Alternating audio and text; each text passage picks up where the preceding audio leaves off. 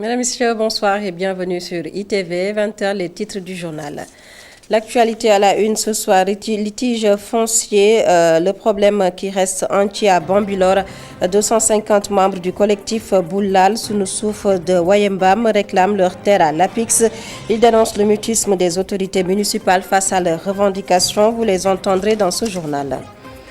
Campagne électorale et éducation, des syndicalistes décident de mettre sur pied une charte d'engagement pour une école de la réussite. Ils invitent les 19 candidats à signer publiquement cette charte. Le compte-rendu de la rencontre avec la presse signé Mariama Diallo à suivre également dans ce journal. Écho de la campagne en fin d'édition, 9e jour, les candidats qui font le tour du Sénégal, les programmes dévoilés devant le grand public, pics et répliques des candidats. Nous ferons le point dans cette édition. Voilà pour les titres. Le développement, c'est juste après ceci.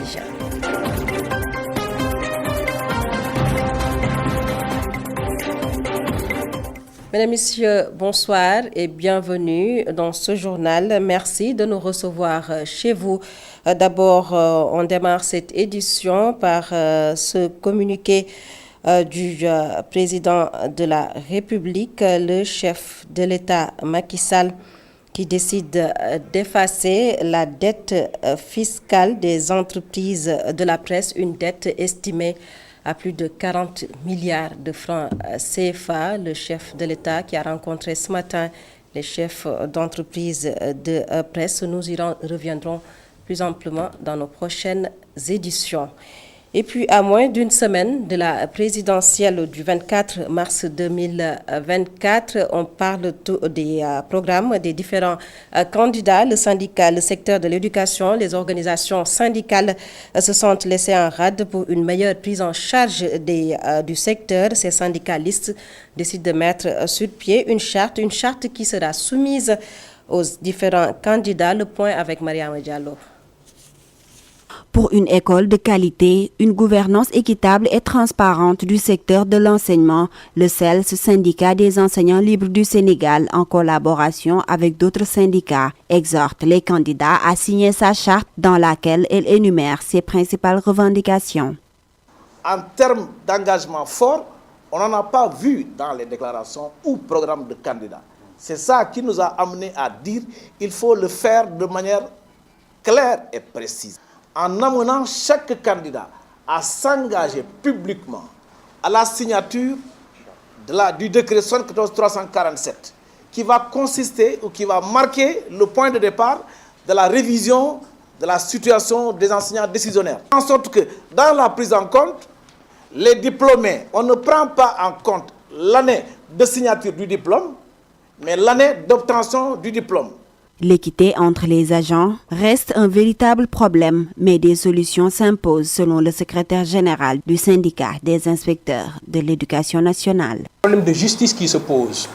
Nous avons des agents qui font le même travail, dans les mêmes conditions, mais au moment de les rémunérer, on voit des différences.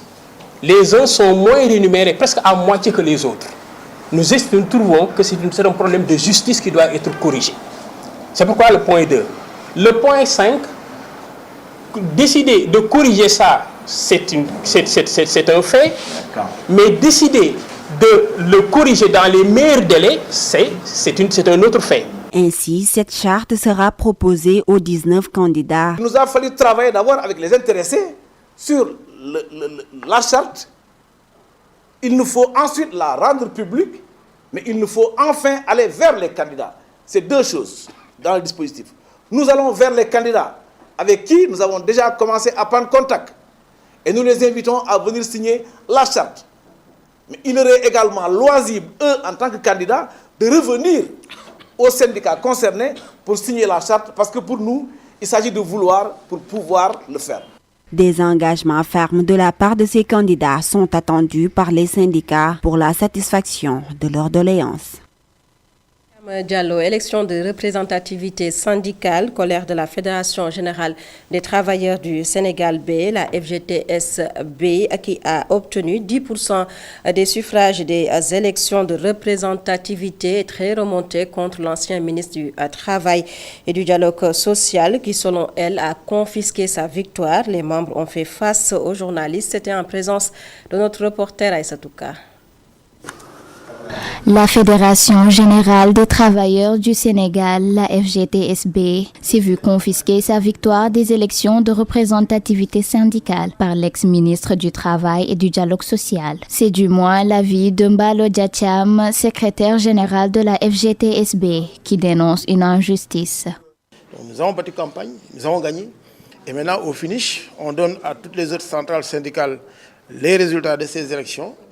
Quand on a interpellé le directeur général du travail de la sécurité sociale, il nous a dit que c'est moi qui ai bloqué vos résultats. On lui a dit pourquoi. Il a dit parce que vous avez un problème interne et nous pensons que vous devez vous voir pour régler cette question interne. Ces syndicalistes dénoncent également le manque de considération de l'ancien ministre du Travail et du Dialogue social. taxawaay bi ñu waroon a am pour liggéeykat yi taxawaay boobu léegi nekkuñu ci bu ñuy daje duñ ñu woo bu ñuy woote du ñu yëgal ci taxawaay boobu la taxaw moo tax ñu ngi ñaan ki nga xam ni moo ko wuuti ci place bi mu delloo suñu centrale àqam ak yelleefam. Le syndicat demande au nouveau ministre du Travail de lui rendre ses résultats ainsi qu'un traitement beaucoup plus respectable. Nous réclamons simplement donc, au nouveau ministre du Travail et du Dialogue social de nous donner notre victoire et de nous remettre à notre place. Parce que notre place, c'est à côté des centrales syndicales les plus représentatives, parce que nous sommes rendus sur le terrain, nous sommes battus et nous avons gagné. Quand on gagne, on mérite un trophée, on donne notre trophée. C'est aussi simple que ça. Le ministère du Travail et du Dialogue social avait annulé la proclamation des résultats après les élections de représentativité syndicale, une décision que la FGTSB considère comme une injustice et demande réparation. Et c'est tout cas autre aspect de l'actualité ce soir, litige foncier à Bambilor. Les membres du collectif Boulal Sunu Souf de Wayembam dénoncent ce qu'ils qualifient d'accaparement de leurs terres par l'APIX. Ils sont plus de 250 membres du collectif qui s'insurgent contre le mutisme des autorités municipales. Boulal Sunu Souf compte saisir la justice. Le compte-rendu est signé Babacar Seck. Plus de 250 ménages se disent victimes d'expropriation à Wayambam. Ils pointent du doigt la mairie de Bambilor et l'APIX qui veut reloger les impactés du terre sur le site. Dans leurs travaux et par la DESCOS, une fois l'initiative prise d'entrer en contact avec la DESCOS, le commandant de la DESCOS nous a assuré que ce site a été démoli par l'APIX pour être donné aux impactés du terre. Et nous, l'information que nous avions depuis le début, il faut savoir que nous sommes ici depuis 2019. Et les impactés du terre sont ici que depuis 1 an, voire 1 an et demi. Et il y avait bien une frontière définie entre les deux sites. Le site des impactés du terre et les lotissements de parcelles que nous avons légalement acquis. Ils ont décidé un bon matin, unilatéralement, sans discussion, sans préavis, sans avertissement, de venir faire une extension de leur site sur notre zone. Et de la façon la plus sauvage. Le collectif de Wayembam demande la restitution des terrains et la réparation des dommages subis. Ce que nous réclamons, c'est que l'APIX, la Socabek et la mairie de Bambilor qu'ils nous laissent avec notre site. Nous voulons retrouver nos terrains. Et même mieux, les destructions qui ont été opérées, qu'ils nous remboursent jusqu'au dernier centime, toutes les destructions qui ont été faites sur ce site-là. Là, nous sommes au tout début de nos plans d'action. D'autres plans d'action vont venir et je peux vous assurer que tout le monde entendra parler de nous. Dans leur plan d'action, le collectif Boulal Sunu Souf va saisir la justice pour être rétabli dans ses droits. Babacar Seck, de meilleures conditions de travail, voilà ce que réclame l'association des livreurs Tchak Tchak. Elle a fait face aux journalistes. C'était hier dimanche pour dénoncer, dit-elle, le non-respect par l'État du Sénégal des engagements signés. Le compte-rendu est signé Khadija Ndadjouf. L'association des livreurs du Sénégal a été reçue par le président de la République. Des promesses ont été tenues à l'occasion de cette rencontre, mais 1 an plus tard, aucune d'elles est respectée. Selon ses membres, Seydina Alioune Fall, président de l'ADLS, déplore un manque de respect. deuxième bi mu ni dinaa leen may yéen livreurs yi comme que yéen ñëpp amu leen ay papiers. Il nous avait promis de nous laisser conduire sans autant de contrôle sur nos papiers de 8h à 20h. Les conducteurs n'ont pas tous les moyens nécessaires pour avoir tous ces papiers, mais toutes ces promesses ne sont pas réalisées. Mais loolu amul jusqu'à présent loolu mu ñu waxoon gisuñu ko te loolu avant les élections législatives la woon. Ce demande de la DLS, c'est que leur secteur soit régularisé et assigné. Et en retour, on lui a proposé, nous aussi nous voulons que vous mettez la livraison avec le secteur du transport. Ou bien vous nous créez une direction qui gère spécialement tous les problèmes liés à la livraison. Ces livreurs ont déjà les mains à la pâte avec des cartes biométriques qu'ils ont mises en place, mais ils demandent que ces cartes soient juridiquement. Que nous avons mis en place ces cartes, c'est des cartes biométriques pour pouvoir reconnaître les livreurs et pouvoir nous identifier. Maintenant, ces cartes, nous l'avons demandé que ces cartes aient ce qu'on appelle une base juridique. C'est quoi une base juridique? C'est-à-dire, en réalité, si on arrive à identifier maintenant les livreurs, et qu'un livreur, s'il arrive qu'il y ait montage de policiers, ou bien contrôle radar, comme on le dit, s'il montre sa carte, automatiquement, il est identifié et on peut dire que lui, il fait partie de l'association des livreurs du Sénégal. Ce n'est pas un voleur ni un agresseur. En cette période de campagne électorale, ces dernières ont été reçues par différents candidats. L'Association des livreurs du Sénégal demande au futur président d'inclure le métier de tchak-tchak dans le secteur du transport. Football à présent, pour parler du sport, le Tour d'Europe des Lions du Sénégal. Nous irons en Espagne avec Patrice, en Angleterre avec Nicolas Jackson. Mais voyons d'abord ce qui se passe avec les Sénégalais de Marseille qui ont enchaîné 2 défaites. Le Tour d'Europe des Lions du Sénégal est signé Cheikh Diop. En France, Marseille enchaîne une 2e défaite de rang.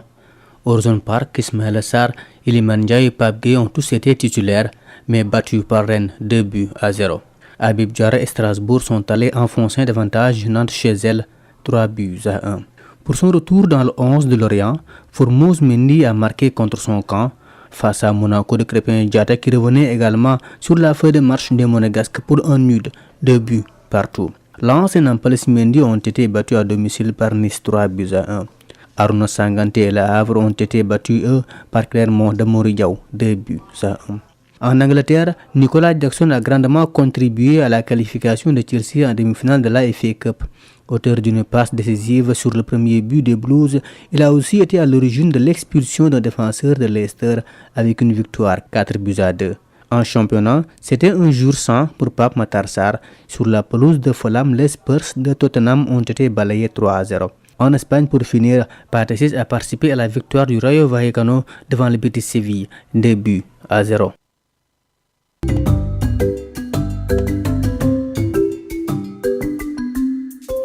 La présidentielle du 24 mars 2024, écho de la campagne. Une semaine après le démarrage de la campagne électorale, le leader du parti Rewmi a tenu son premier meeting à Dakar. Idrissa Seck était au terrain ACAPES des Parcelles Assainies, un meeting à l'initiative de son directeur de campagne, Madana Kane, qui a justifié son choix porté sur le candidat du parti Rewmi, Idrissa Seck. Le compte-rendu est signé Amadou Barisha.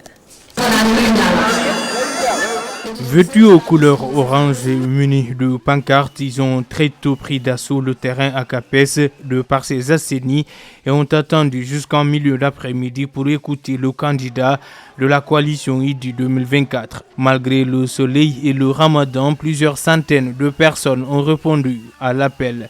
Madana Kane, directeur de campagne de la coalition Idy 2024 à l'initiative du meeting, est d'abord revenu sur son choix porté sur le candidat Idrissa Seck. Ku bëgg sa réew bëgg nga ànd am njiit boo xam ne ku ko gis xam ne am na expérience mën na doxal. Ku bëgg sa réew da ngay daw fitna. Ku bëgg sa réew lu dalal réew mi dalal ndaw yi dalal mag ñi ak jigéen ñi ak góor ñi moom ngay bëgg. Bañu saytoo ba saytuwaat gis ni 2021 ba tey réew mi toogul.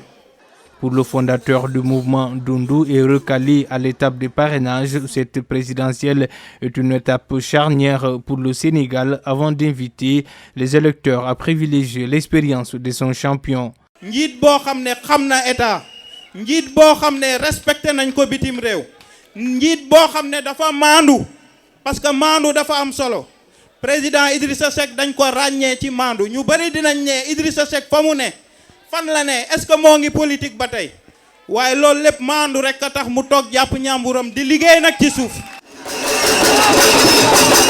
Pour sa part, le candidat Idrissa Seck a loué les mérites de son nouveau directeur de campagne qui a réussi le pari de la mobilisation. Évoquant son programme, il promet de combattre la vie chère à travers différents leviers.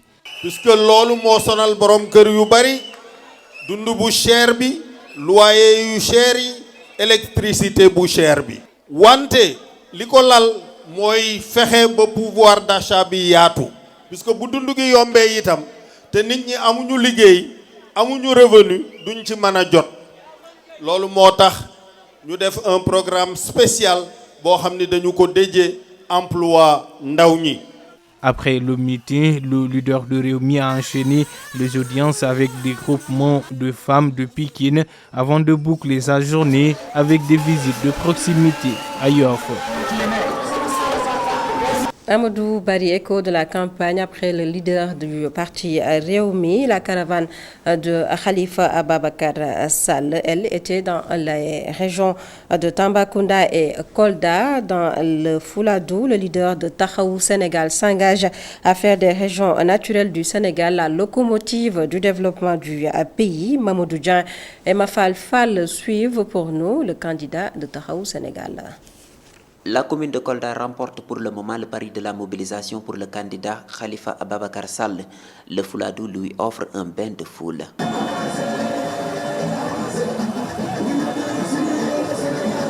Sa caravane rencontre dans la commune celle de quelques leaders de la coalition Diomaye Président.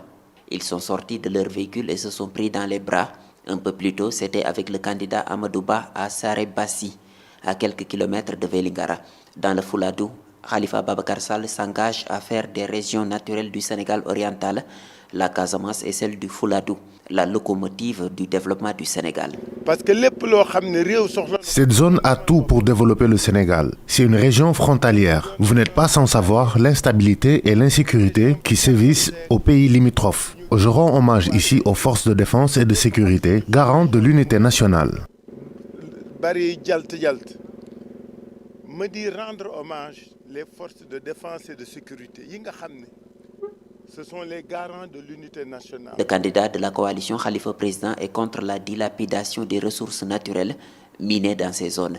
Il compte conjuguer tous les efforts pour que tout le monde s'y retrouve s'il est élu. Minerais, ressources minières, ressources énergétiques. Je vais mettre un terme au gaspillage de ressources minières et énergétiques dans cette zone. Je mettrai tout en œuvre pour que tous les Sénégalais bénéficient de ces ressources. Développer le Sénégal, c'est œuvrer afin que la Casamance, le Sénégal oriental et la région du fleuve s'unissent pour l'essor du pays.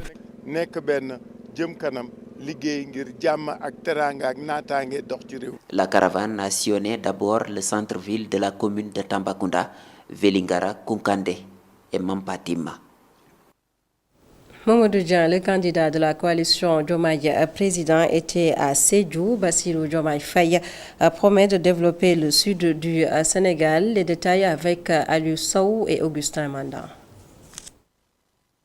Après Ziguinchor, la coalition Diomaye Président a fait cap à Sédhiou où plusieurs personnes l'ont accueilli. Ici, le candidat promet la mise en place de 6 pôles économiques régionaux. 6 pôles président Ousmane Sonko wax na ko sax ci vision territoire du développement bu mu bind avec le frère Bala Moussa Fofana ñuy wax ne day am cohérence aménagement du territoire. Donc loolu mooy idée wu pôle économique régionaux yi loolu moo tax ñu ne ñun bu ñu bëggee développer Sénégal ci mbéy mi la ñu sukkandiku ci formation yi waaye loolu dafa am lu mu laaj dañoo war a jële béykat yi ci béy dundee kese def leen ay entrepreneurs ou ay agro-entrepreneurs.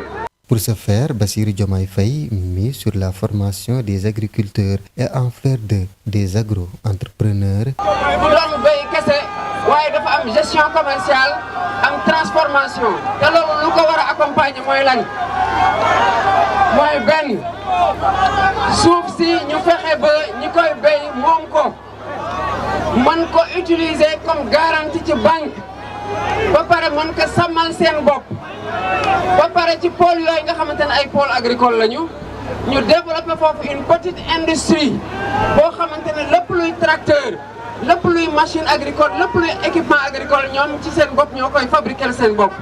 Diomaye, président, reste convaincu que la présidentielle va se terminer au premier tour. Merci Diomaye Faye, candidat de la coalition Diomaye président. Il promet également de faire sa déclaration de patrimoine la semaine prochaine. Bassirou Diomaye Faye invite ainsi le candidat de la mouvance présidentielle à faire lui aussi sa déclaration de patrimoine. Justement, Amadou Ba, candidat de la coalition Benno Bokk Yakaar, était dans le Sénégal oriental. Une mobilisation a été organisée par Maître Sidiki Kaba pour accueillir le candidat de la mouvance présidentielle. Amadou Ba a profité de l'occasion pour répondre à ses détracteurs. Le candidat de la coalition présidentielle, toujours à la rencontre des Sénégalais, en sa 8e journée de campagne, Amadou Ba continue à sillonner les régions pour acquérir leurs cartes. Ce dimanche, la caravane a débuté par un voyage à Kédougou à bord d'un hélicoptère en compagnie de Maître Sidiki Kaba. Il est allé à la rencontre des habitants qui lui ont promis une victoire dans leur localité. Près Kédougou, Cap sur Vélingara et d'ailleurs, c'est sur cette route, plus précisément à Sarabassi, que Khalifa Ababacar Sall et Amadou Ba se sont croisés. Vêtus de blanc tous les deux, ils se saluent en toute complicité et avec le sourire aux lèvres. Les deux adversaires politiques, amis dans la vraie vie, font un appel à la paix. Direction Kolda à présent, où un accueil chaleureux lui a été réservé. La ville vibre au rythme des applaudissements et cris. Debout sur le toit de son véhicule aux côtés des différents responsables politiques locaux, Amadou Ba a appelé les fils de Kolda à l'unité pour que le prochain gouvernement poursuive la mise en œuvre du plan Sénégal émergent.